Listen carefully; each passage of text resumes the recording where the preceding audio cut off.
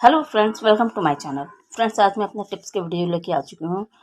मेरे टिप्स से आपके टाइम और पैसे की बचत होगी और साथ ही आप काफ़ी सारी ऐसी परेशानियों से बच सकते हैं जिसके लिए आपको एक्स्ट्रा पैसा खर्च करना पड़ता है या तो आपके पैसे बर्बाद हो चुके रहते हैं। तो फ्रेंड्स, देर न करते हुए मैं अपनी टिप्स शुरू करती हूँ। फ्रेंड्स, इस तरह से हम कभी कभार डोरमेट लाते हैं जो हमारे फर्श पर काफ़ी स्लिप करते हैं, तो उससे हम किस तरह से इस्तेमाल करें कि ये स्लिप ना करे। अक्सर हम अलमारी में साड़ी को इस तरह से हैंगर में टांग के रख देते हैं। साड़ी हम कम पहनते हैं और ये सब साड़ियाँ ड्राई वॉश की होती है, लेकिन ये टंगे टंगे गंदी होती रहती है। तो इसे हम किस तरह से गंदा होने से बचाएं, इसके लिए मैं एक टिप शेयर कर रही हूँ। फ्रेंड, इस तरह से हम सभी के घरों में मेडिसिन आती है और रखी रहती है, लेकिन क्या होता है ना कि हम इसके एक्सपायरी डेट को के ही जगह से मेडिसिन निकाल लेते हैं, फिर हमें काफ़ी परेशानी होती है। तो किस तरह से हम इन परेशानियों को फिक्स करें, इसके लिए मैं आपके साथ टिप शेयर कर रही हूँ। तो फ्रेंड, देर न करते हुए मैं अपनी पहली टिप शेयर करती हूँ। मेरी पहली टिप जो है वो इस तरह के डोरमेट को लेकर है। काफ़ी सारे ऐसे डोरमेट होते हैं जो हमारे फर्श पर काफ़ी स्लिप करते हैं, जिससे कि डोरमेट पे स्लिप करके गिरने का डर रहता है। तो इस प्रॉब्लम को फिक्स करने के लिए हम क्या करेंगे कि सबसे पहले डोरमेट को उल्टा कर लेंगे।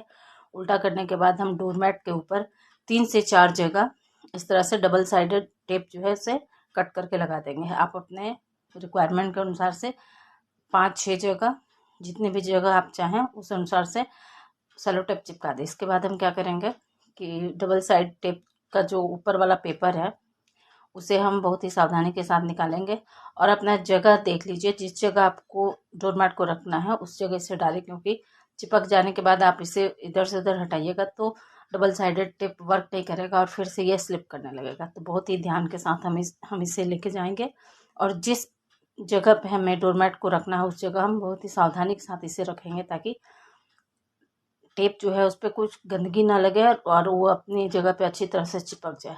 और इसे रखने से पहले आप मेक श्योर कर ले कि फर्श जो है वो आपका काफ़ी साफ़ हो, क्योंकि अगर धूल गंदगी होगी तो धूल गंदगी लगने से ये ज़्यादा दिन तक चिपकी नहीं रहेगी। इसके बाद आप इस पर पैर पोंछ कर देखिएगा कि ये अपनी जगह से हटती नहीं है, जिससे कि स्लिप करके गिरने का डर खत्म हो जाता है। फ्रेंड्स, मेरी अगली टिप जो है वो मेडिसिन को लेकर है। हम सभी के घर में मेडिसिन का इस्तेमाल होता ही है और हम अक्सर मेडिसिन ला के रखते हैं और उसका एक्सपायरी डेट जो है वो अक्सर कभी ना कभी ऐसा प्रॉब्लम ज़रूर आता है कि जिस जगह पर डेट लिखा हुआ है उस जगह से ही हम मेडिसिन निकाल लेते हैं। इससे कि हमें परेशानी होती है जानने में कि ये मेडिसिन एक्सपायर हो गया है या ये अभी हम यूज़ कर सकते हैं। तो इससे बचने के लिए मैं यहाँ 2 टिप शेयर कर रही हूँ। मेरी पहली टिप जो है उसके लिए हम क्या करेंगे कि मोबाइल लेंगे और मोबाइल से हम मेडिसिन के एक्सपायरी डेट का फ़ोटो खींच कर रख लेंगे, जिससे कि जब भी आपको जानना हो आप अपने मोबाइल में इसकी एक्सपायरी डेट चेक कर सकते हैं।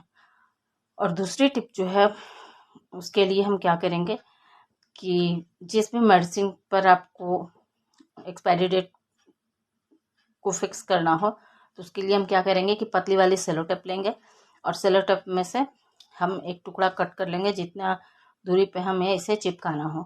उसके बाद हम क्या करेंगे, कट करके सेलो टेप को हम एक्सपायरी डेट वाली जगह पर चिपका देंगे।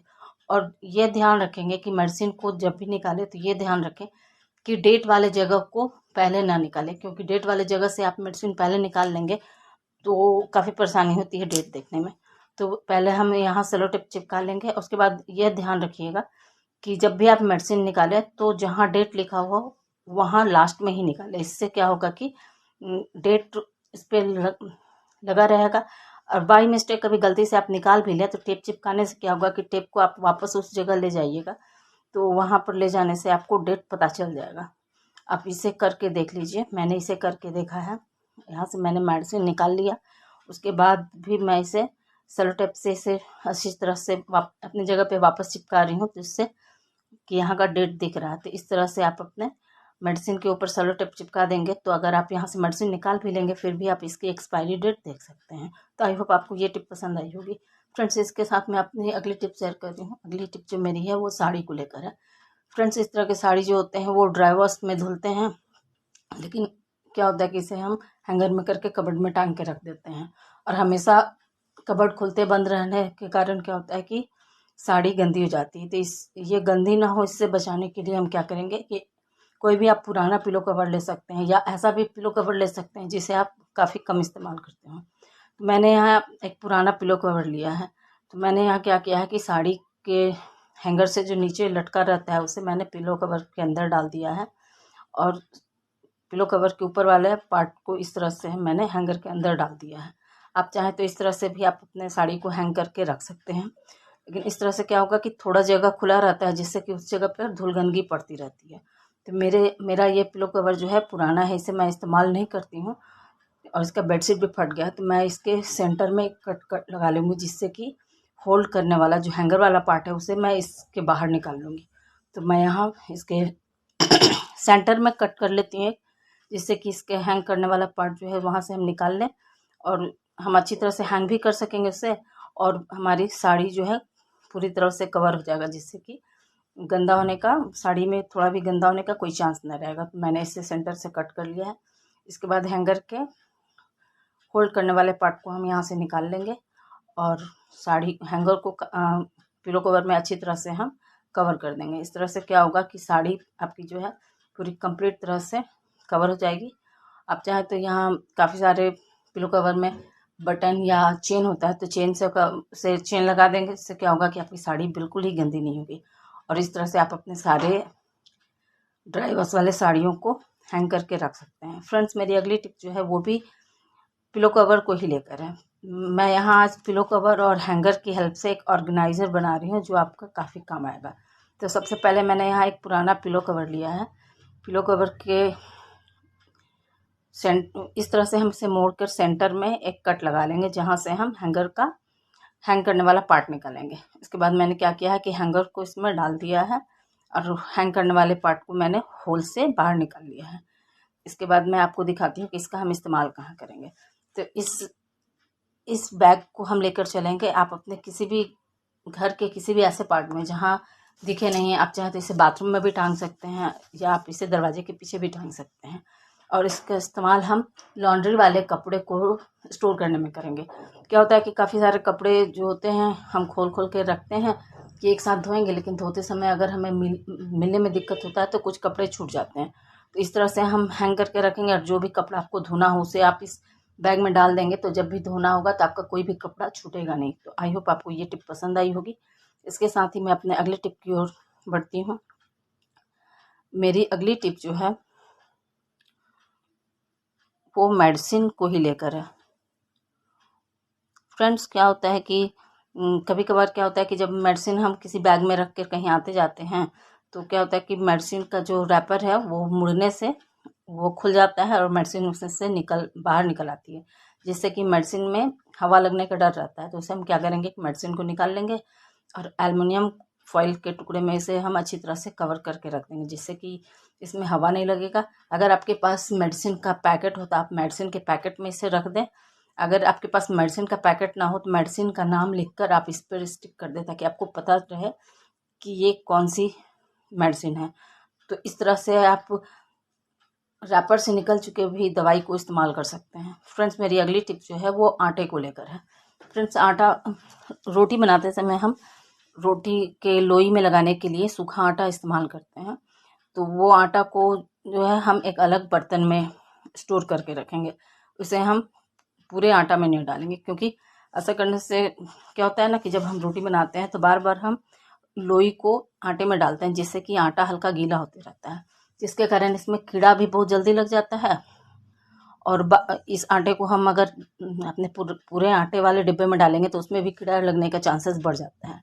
और इस्तेमाल करने के बाद ये आटा काफ़ी मोटे भी हो जाती है, तो उस आटे को फिर हम इस्तेमाल नहीं कर सकते हैं। तो ऐसे में क्या होगा कि आप अलग आटे को रखिएगा, तो इस आटे का इस्तेमाल आप चीटी को देने में कर सकते हैं। फ्रेंड्स, मेरी अगली टिप जो है वो छिपकली को लेकर है। बरसात के दिन में छिपकली हमारे घर में काफ़ी घूमती रहती है, खासकर किचन में। और किचन में ये घूमती रहती है, जिससे कि हाइजीन का काफ़ी डर रहता है, हर जगह घूमती रहती हैं। तो उससे बचने के लिए मैं यहाँ एक टिप शेयर कर रही हूँ। तो उसके लिए मैंने यहाँ एक प्याज को लिया है। एक प्याज की हेल्प से हम छिपकली को लगभग 10 से 12 दिन के लिए अपने किचन से दूर रखेंगे। तो सबसे पहले मैंने एक मीडियम साइज़ का प्याज लिया, आप चाहे तो बड़ा भी ले सकते हैं। अगर आप छोटा प्याज लीजिएगा तो आपको ये ट्रिक 2-3 बार सप्ताह में करना पड़ेगा, लेकिन बड़ा प्याज लेने से क्या होगा कि ये लगभग 10 से 15 दिन तक चल जाता है। तो सबसे पहले मैंने प्याज के छिलके को अच्छी तरह से निकाल लिया है। उसके बाद मैंने एक सुई लिया है और मोटी धागे को लिया है, और सुई की हेल्प से हम प्याज में इस तरह से धागे को 3-4 राउंड करके घुमा देंगे। उसके बाद हम क्या करेंगे कि इसी धागे की हेल्प से इसमें एक हैंग करने के लिए लूप बना लेंगे ताकि हम इसे हैंग कर सकें।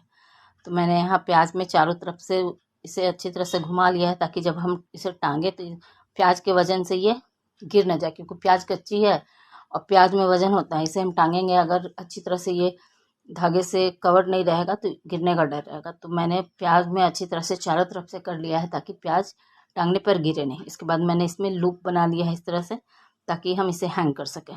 इसके बाद हम इसे क्या करेंगे कि किचन में जहाँ बर्तन रहता है या जहाँ भी आप डिब्बे वगैरह रखते हैं उस जगह आप कील डालकर प्याज को इस तरह से टांग दें। बड़ा प्याज लेने से क्या होगा कि प्याज इसे जब हम टांग देंगे तो प्याज में से प्याज की स्मेल निकलती है और प्याज की स्मेल से जो है वो कीड़े और छिपकली वहाँ नहीं आते हैं। तो इस तरह से अगर हम 2 से 3 प्याज को अपने बर्तन वाले स्टैंड पर जहाँ हम डिब्बे रखते हैं उन जगहों पर टांग देंगे तो छिपकली इसकी स्मेल से वहाँ नहीं आएगी। फ्रेंड्स, हमारे बाथरूम में भी छिपकली आ जाते हैं जिसके कारण बच्चे काफ़ी डरते हैं। तो इसी तरह से प्याज को हैंग करने के लिए बनाकर हम इसे बाथरूम में भी इस तरह से हैंग कर सकते हैं। इससे क्या होगा कि इसकी स्मेल के कारण आपके बाथरूम में भी छिपकली नहीं आएंगी। तो आई होप आपको टिप पसंद आए होंगे। फ्रेंड्स, अगर आपको मेरे टिप्स पसंद आते हो तो मेरे वीडियो को लाइक करें, शेयर करें और मेरे चैनल को भी सब्सक्राइब कर लें। धन्यवाद।